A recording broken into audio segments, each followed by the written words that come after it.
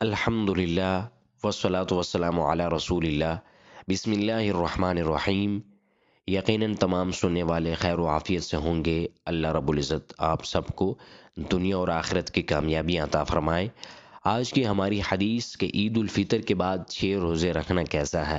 حضرت ثوبان رضی اللہ تعالی عنہ سے ارشاد نبوی مروی ہے کہ وہ روایت کرتے ہیں، جو مسلمان ماہ رمضان کے روزے رکھے اور عید الفطر کے بعد 6 روزے رکھے تو اسے پورے سال کے روزوں کا ثواب ملے گا، اس لیے کہ جو ایک نیکی کرے اس کے لیے اس جیسی 10 نیکیاں ہیں۔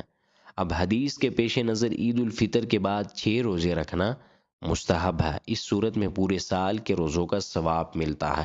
جنہیں شوال کے 6 روزے کہا جاتا ہے وہ یہ 6 روزے ہیں، اور شوال کے اندر 6 روزے رکھنے کا بھی ذکر ہے۔ تاہم اس حدیث مبارکہ سے معلوم ہوتا ہے کہ عید کے بعد کسی بھی مہینے میں 6 روزے رکھنے سے یہ فضیلت حاصل ہو جائے گی۔